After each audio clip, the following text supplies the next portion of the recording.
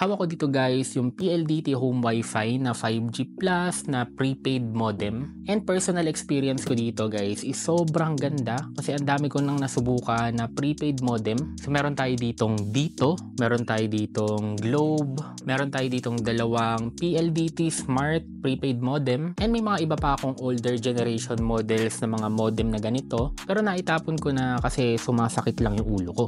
And ito guys is pang 5 ko na siyang binili. Anyway, bakit 5 yung binili kong ganito? So bukod kasi sa pag-YouTube is nagpapatransient kami, and share ko lang sa inyo yung pinakaunang condominium na pinatransient namin.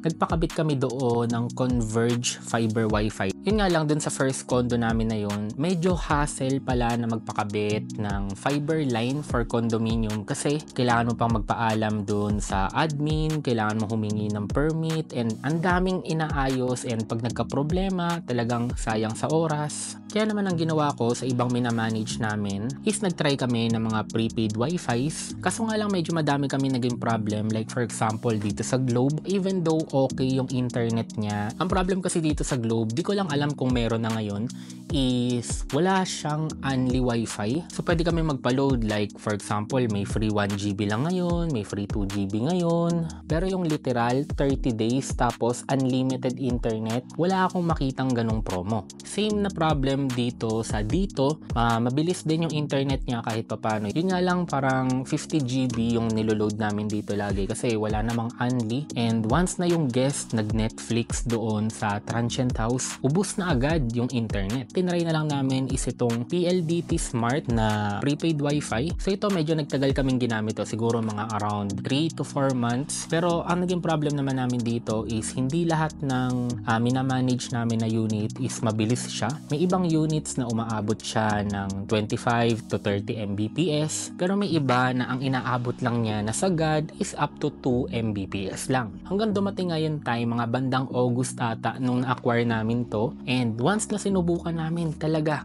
game changer siya para sa amin. Nga pala guys, kung hahanapin mo sa video natin yung part kung paano isa-set up yung PLDT Home Wi-Fi is hindi ko na maipapakita kasi napakadami nang nag-upload noon. Ang ma-share ko lang sa inyo yung talagang personal experience ko regarding dito sa PLDT Home Wi-Fi. Kung ano ba yung mga nagustuhan ko and kung ano ba yung naging ayaw ko dito, since ito na yung pang-5 PLDT Home Wi-Fi na binili ko, and ilang buwan ko na talaga tong ginagamit. Ito guys, hindi naman to sponsored. Lahat ng sinasabi ko sa inyo is personal experience ko para dito sa PLDT Home Wi-Fi. Kasi dun sa mga lugar na kinabit ko to is umaabot siya up to 200 Mbps. And yung part ng place na sinabi ko kanina na ang inaabot lang nitong old modem ng PLDT na 2 Mbps lang, umaabot pa rin doon ng 100 Mbps. Another thing pala na maganda rin dito guys is removable yung SIM card niya. So kung sakaling gusto niyo yung palitan is pwede nyong gawin yun.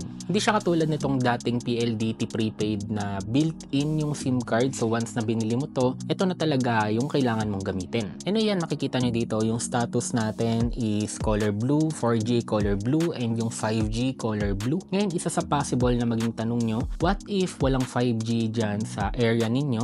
So ang mangyayari doon guys is yung signal nyo magiging up to 4G lang, hindi ilaw yung 5G, pero pwede ka pa rin mag-connect, pwede mo pa rin gamitin yung router. Ngayon, ito depende pa rin to sa lugar kasi may nasubukan ako. So anong nangyari doon is nakailaw yung 5G, nakailaw yung 4G, nakailaw lahat, pero walang signal. Usually nangyayari nun guys pag yung room kung saan mo nilagay itong router or yung living room, or depende kung saan nyo nilagay yung router is kulob. Yung kumbaga walang bintana, walang door na na-open. Yung literal talaga kulob and nahihirapan yung signal niya. Ang mangyayari is hindi kayo makaka-connect sa internet. Kasi share ko lang sa inyo guys, meron kaming isang unit na pag nakasara yung balcony is mabagal yung internet niya. Pero pag inopen namin yung balcony niya is bumibili yung internet niya. Pagdating naman sa price, parehas lang sila. Yung pagkakaalala ko is 1.5 din to. So ito 1.5 din siya. And parehas lang din sila na pag binili mo, meron siyang 2 weeks na libreng unlimited Wi-Fi. Meron ako ditong 1, 2, 3, 4, and ito, yung binili ko ngayon.